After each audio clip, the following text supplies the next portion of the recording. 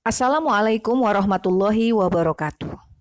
Saya Aini, dalam video kali ini akan menjelaskan tentang pengantar farmakologi. Pengantar farmakologi merupakan bagian dari mata kuliah Farmakologi 1. Setelah mengikuti video ini, diharapkan mahasiswa mampu memahami dan menjelaskan tentang definisi, ruang lingkup, dan urgensi farmakologi, fase perjalanan obat di dalam tubuh, 4 tahapan utama dalam fase farmakokinetika, mekanisme perpindahan obat, faktor-faktor yang mempengaruhi absorpsi obat, dan karakteristik utama rute administrasi obat. Pernahkah Anda membaca tentang label obat? Dari mana informasi yang tertera di label obat tersebut berasal? Segala hal yang penting untuk diketahui tentang obat itu sebagai suatu pengobatan ada di dalam label obat tersebut.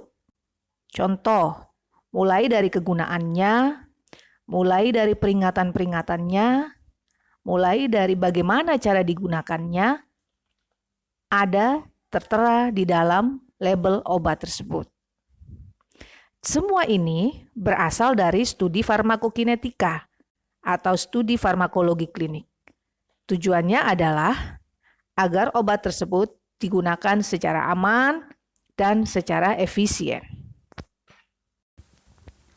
Mari kita lihat contoh obat berikut. Di gambar ditampilkan obat metoprolol tartrat dalam bentuk tablet 100 mg. Metoprolol tartrat adalah merupakan beta-1 blocker yang menghambat kerja reseptor beta-1. Nah, beta-1 reseptor itu bisa meningkatkan detak jantung, meningkatkan kontraktilitas jantung, dan meningkatkan tekanan darah. Berdasarkan gambaran tadi, ada beberapa yang ingin saya tanyakan. 1. Bagaimana rute pemberian obat untuk gambar di sebelah? 2. Apakah dosis yang diminum pasien, dalam hal ini 100 mg, sama dengan dosis yang nantinya akan berikatan pada reseptornya, dalam hal ini beta-1 reseptor? 3. Apa yang terjadi jika diberikan beta-1 blocker atau metoprolol?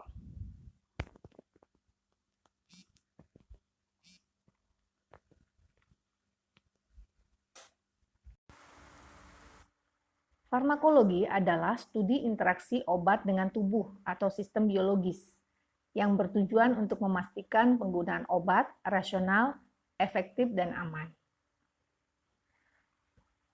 Ruang lingkup farmakologi adalah farmakokinetika dan farmakodinamika. Menjawab pertanyaan di slide sebelumnya, apakah sama dosis obat yang diminum dengan dosis obat yang sampai di reseptor? Ternyata tidak. Mengapa? Karena obat mengalami perubahan selama dalam proses perjalanannya. Ini yang dinamakan farmakokinetika atau what the body does to the drug. Apa yang dilakukan tubuh terhadap obat? Dimulai dari bagaimana obat masuk ke dalam aliran darah atau absorpsi. Lalu dilanjutkan dengan bagaimana obat didistribusikan ke seluruh tubuh. Kemudian bagaimana obat dibersihkan oleh tubuh melalui metabolisme atau melalui ekskresi atau kombinasi keduanya. Jadi absorpsi, distribusi, metabolisme, dan ekskresi merupakan bagian dari farmakokinetika atau apa yang kita pelajari di dalam farmakokinetika. Sementara bagaimana aksi obat terhadap tubuh itu dipelajari di dalam farmakodinamika, yaitu suatu studi efek obat. Bagaimana aksinya, bagaimana mekanismenya, bagaimana hubungan dosis dengan efek yang ditimbulkan, itu dipelajari di farmakodinamika. Jadi, pertanyaan sebelumnya menjelaskan tentang konsep farmakokinetika dan farmakodinamika.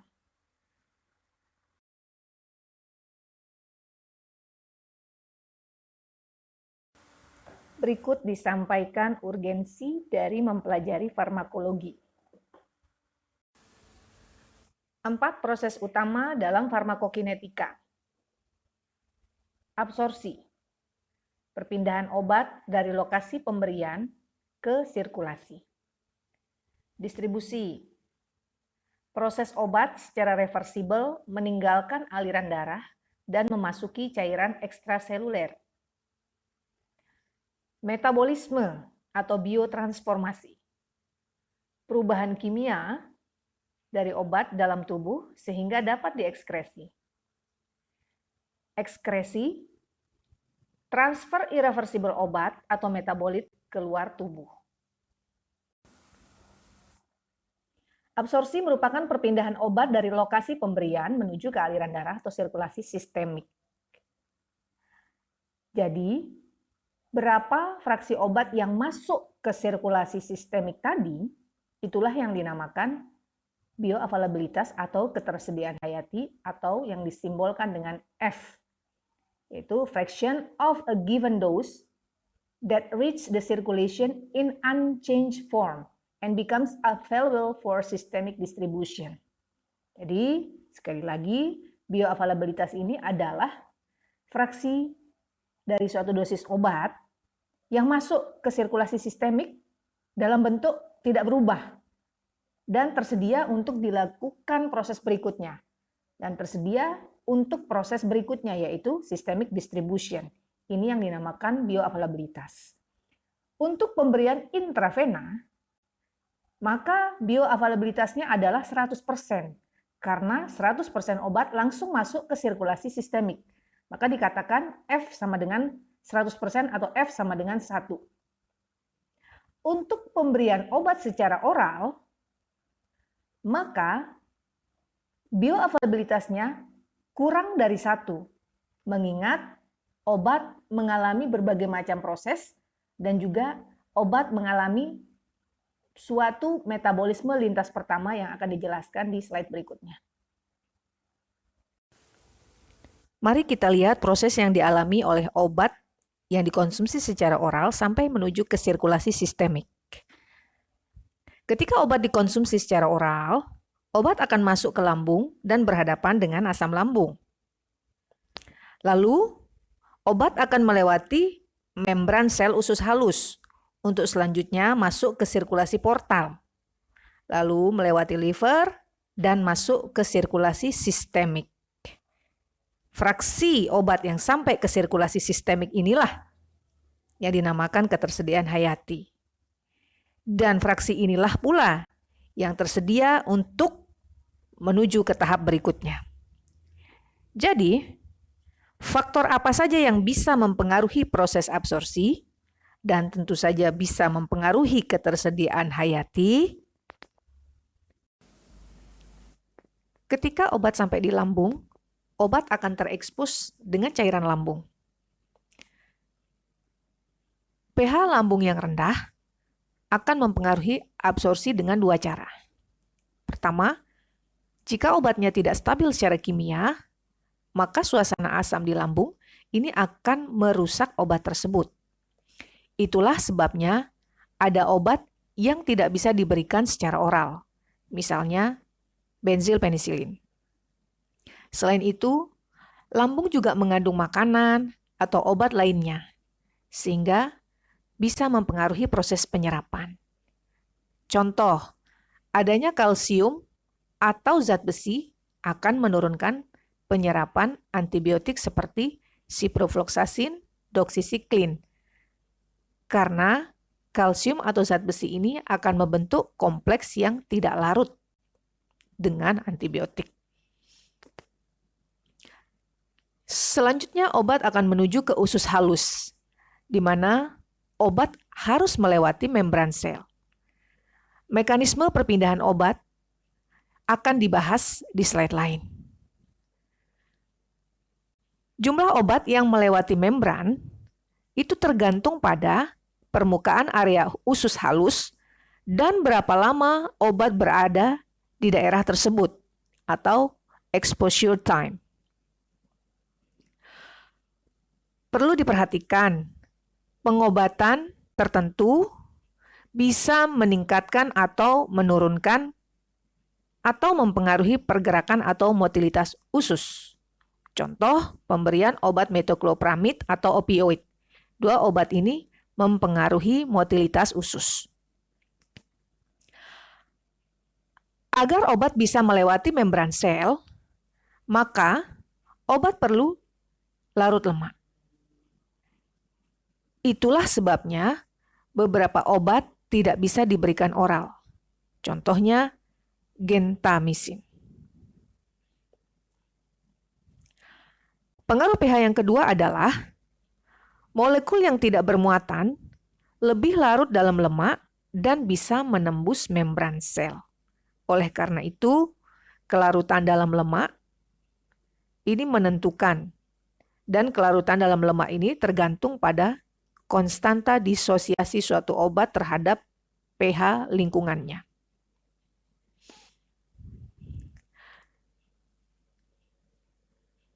Setelah mendengarkan penjelasan tentang yang terjadi di lambung dan di usus, bagaimana exposure time untuk pasien yang mengalami diare?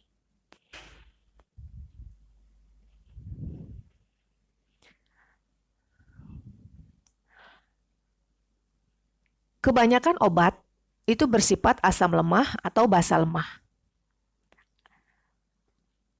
Prinsip yang perlu diperhatikan adalah dalam lingkungan asam seperti di lambung, maka obat yang bersifat basa lemah akan terionisasi sehingga tidak akan diabsorpsi. Sementara itu, dalam lingkungan yang lebih basah seperti di usus halus, maka obat yang bersifat basa lemah tidak akan terionisasi, sehingga bisa diserap. Bagaimana untuk obat yang bersifat asam lemah?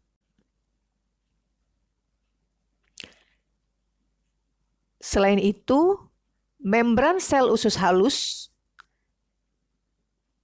memiliki beberapa transporter yang bisa memompa obat masuk atau keluar dari sel.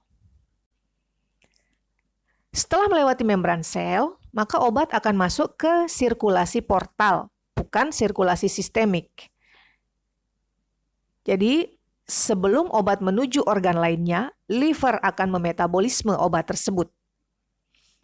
Inilah yang dinamakan metabolisme lintas pertama atau first pass effect atau first pass metabolism. Dan untuk beberapa obat, bagian yang dimetabolisme melalui metabolisme lintas pertama ini besar. Contoh, nitrogliserin untuk angina tidak diberikan secara oral. Kenapa? Karena hampir tidak ada yang mencapai sirkulasi sistemik dikarenakan metabolisme lintas pertama yang sangat besar. Sehingga obat ini diberikan secara sublingual atau dalam bentuk spray. Apa gunanya mempelajari bioavailabilitas atau ketersediaan hayati? Dan dari penjelasan di atas, dapatkah kalian membuat catatan faktor-faktor apa saja yang mempengaruhi proses absorpsi?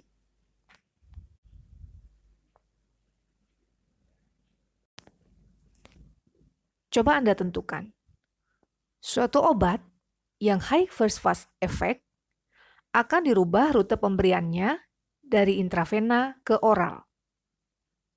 Maka, menurut Anda, dosis yang diberikan untuk rute yang baru atau rute oral akan A. Lebih tinggi dari dosis intravena, B. Lebih rendah dari dosis intravena, C. Sama dengan dosis intravena.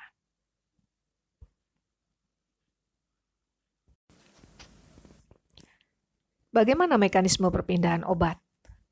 Obat dapat melintasi membran dengan cara menembus membran atau transseluler atau melewati celah di antara sel atau paraseluler. Untuk transseluler, ada beberapa mekanisme. Difusi pasif, transporter mediasi, dan transport vesikuler.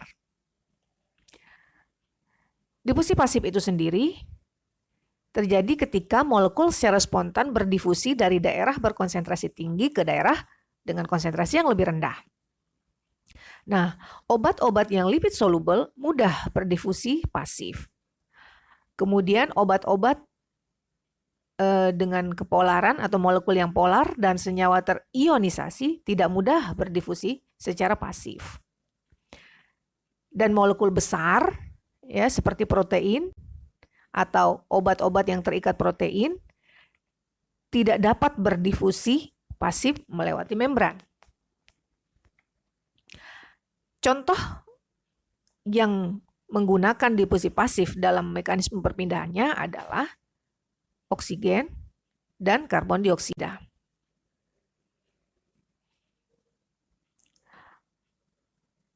Transport termediasi. Transport termediasi secara garis besar dibagi menjadi dua. Yang pertama adalah difusi terfasilitasi, yang kedua adalah transport aktif. Mengapa dinamakan transport termediasi? Karena dia dalam proses perpindahannya melibatkan molekul pembawa. Bedanya antara difusi terfasilitasi dan transport aktif adalah pada difusi terfasilitasi itu perpindahannya mengikuti gradien konsentrasi. Artinya dari konsentrasi tinggi ke konsentrasi rendah. Sehingga dia tidak menggunakan energi, tidak memerlukan energi untuk difusi terfasilitasi. Silakan dicari contohnya. Sementara itu, untuk transport aktif, pergerakannya adalah melawan gradien konsentrasi. Melibatkan molekul pembawa, tetapi dia melawan gradien konsentrasi. Karena melawan gradien konsentrasi, tentu dibutuhkan energi. Energi didapat dari hidrolisis ATP.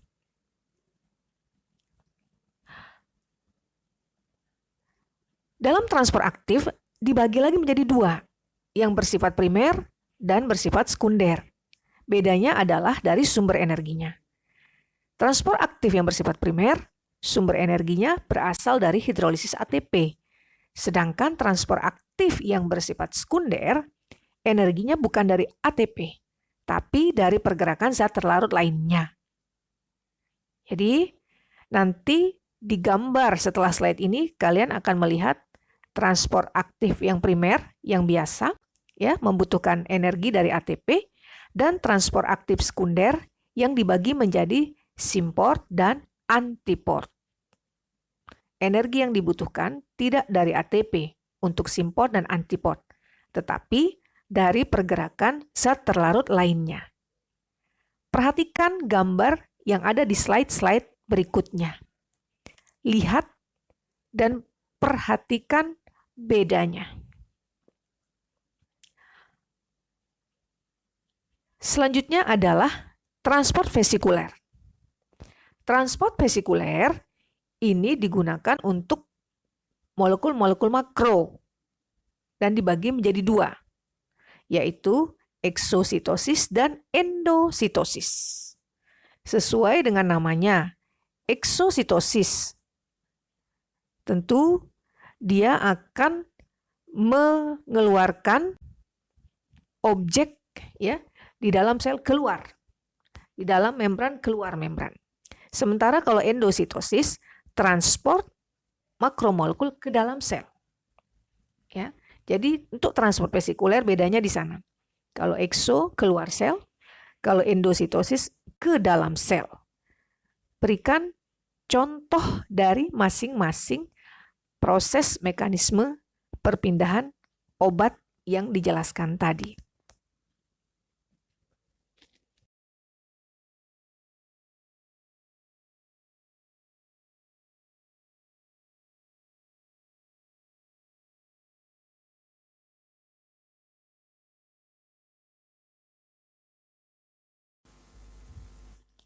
Berikut adalah faktor-faktor yang mempengaruhi absorpsi.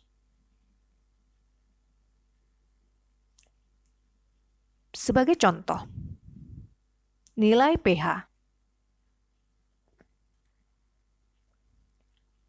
Obat yang bersifat asam lemah akan lebih mudah diabsorpsi di lambung dibandingkan di usus. Sedangkan obat yang bersifat basa lemah akan lebih mudah diabsorpsi di usus dibandingkan di lambung.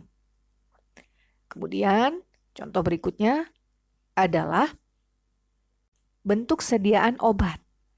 Kita mengenal berbagai macam bentuk sediaan obat.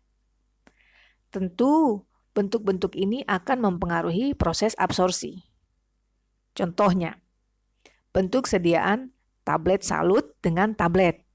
Tentu akan lebih mudah diserap yang dalam bentuk tablet. Kemudian juga bentuk sediaan larutan dengan padatan. Tentu akan lebih mudah diserap dalam bentuk larutan. Mengapa? Karena obat dalam bentuk padat, dia butuh untuk melepaskan zat aktifnya. Dia butuh untuk melepaskan zat aktif lalu melarutkan zat aktifnya sebelum menuju ke step berikutnya. Sementara obat dalam bentuk larutan sudah berada dalam bentuk terlarut, tinggal menuju ke step berikutnya. Untuk faktor-faktor yang lain, silakan Anda mencari lebih dalam tentang bagaimana faktor-faktor ini mempengaruhi proses absorpsi. Rute administrasi obat secara garis besar dibagi menjadi 3, entral, parentral, dan lainnya. Karakteristik utama dari masing-masing rute administrasi dijelaskan pada tabel di slide-slide berikut, di mana dicantumkan jenis rute administrasinya, kemudian pola absorpsinya, keuntungannya, kerugiannya, serta contoh-contoh obatnya.